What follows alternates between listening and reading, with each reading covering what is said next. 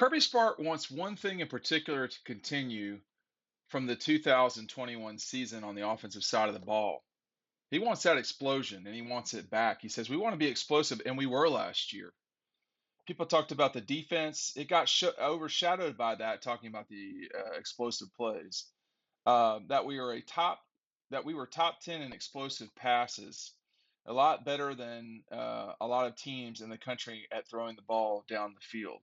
That's what Kirby said to an Alabama radio station last week, talking about what his kind of hopes are or have been for the Dogs heading into 2022.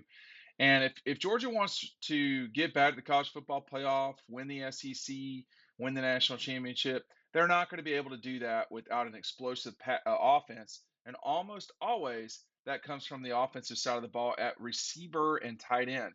We've seen Georgia over time go back and forth. I mean, when I say over time, I mean the last century, this century, excuse me. We've seen Georgia go back and forth with explosion and not having explosion and stuff like that. The most explosive offense I remember was Aaron Murray's time at Georgia. They would completely get down the field in a matter of no time. I'm specifically talking about the 2012 team. But this team a season ago, uh, in terms of scoring offense, was just exceptional. And they were a top 10 team in scoring offense. I mean, that's if you had the ability to combine two statistics, you possibly could. It would be scoring defense number one and scoring offense number two. And Georgia, not only did they allow 10 points a game on defense, they scored 38.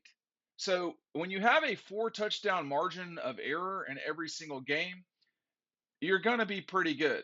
And like, for instance, Clemson was the number 2 defense. Offensively, they were not in the top 50.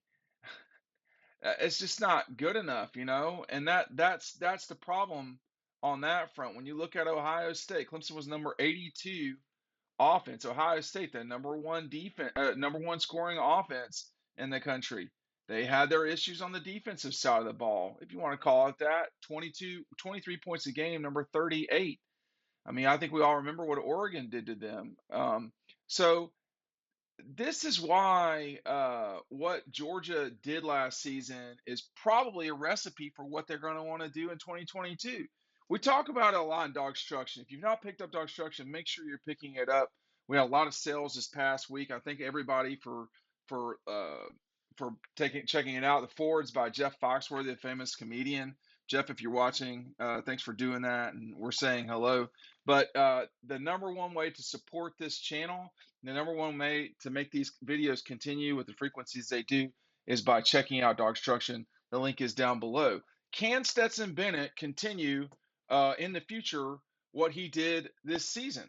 Now, he lost 2 pretty good receivers that he had in the playoffs, which is George Pickens and I almost forgot Jermaine Burton's name. Those guys were really good receivers for Georgia. Now, that George was out the bulk of the season and did not play until he got back to Mark Richt Field at Georgia Tech. That was a lot of the year. And he wasn't himself in that game or the first Alabama game, no question. But, when you talk to people in the program, on the staff, there's confidence in the group they have returning. You don't have to just take Kirby at his word when he's talking about the offensive side of the ball. He does say they have some very good receivers that they believe in, and that they should. But like Ladd McConkey's name comes up very quick. A.D. Mitchell is considered a very good player by folks inside the program. You've got, I would say, the most productive forgotten about guy, maybe even in the league, in Kearis Jackson. You have the full return of Don Blaylock. Rosemary Jack Saint and Smith have got to get healthy to take it from there. But they have a very good nucleus of about 5 to 6 receivers alone. Now that does not account for the defense. For the tight ends, who are going to be the defense that they face's worst nightmare. You have, I mean, I think that group is the best position group in the country in 2022 coming in. And when you think about what 130 teams um, times, whatever, there's probably 1,000 position groups or so in major college in Division One college football. And I would say Georgia's tight ends are probably the number one group of all of those groups. And it gives you such weaponry that they didn't have last year. Like you're essentially trading. Um, One way to look at it is you're trading George Pickens and Jermaine Burton for a healthy Eric Gilbert. Okay, and then you got this guy who is the best tight end in the country. Certainly one of, if not the most productive in Brock Bowers. And this was a screenplay that he took the distance. The guy's a freak. Uh, Darnell Washington is just leaping over people. It's There's a lot to work with here.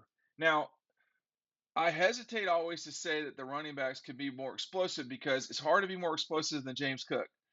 But that is there too for Stetson and company, particularly out of the backfield. I mean, I've got a beautiful picture of James in the book at the Tennessee game where Stetson flexed him outside, or Todd Monken did, somebody did, and then all of a sudden James is one on one with a linebacker, and there's no way a linebacker is sticking with James Cook. There's no way a linebacker is sticking with Kenny McIntosh. I have my doubts they can stick with Kendall Milton.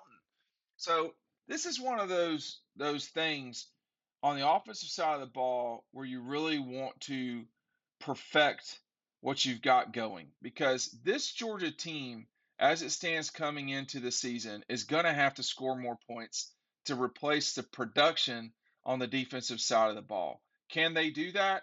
Yeah, I think they can. I kind of think they will. And that would mean moving up into the 40s in terms of your average scoring per game. Now, Georgia plays in the SEC. Their out of conferences are not for donuts. You can, one of them might be with Tech, and then you've got Samford, and I can't remember the other game they play. But you open with Oregon, and you're probably not going to score 40 on Oregon in the first game of the season. In the first game this past season, you played the number 2 defense in the country. You probably should have scored 20. You scored 10. And you can't get into a lot of games like that in the future. That was the only reason that Clemson game was in doubt in the fourth quarter is, you miss a 20 something yard field goal, whatever it was, from Jack Podnesley, who does not miss a lot of field goals when they matter. And that game becomes a little bit more uncomfortable than it should have been. I think that's why Kirby, wants to continue.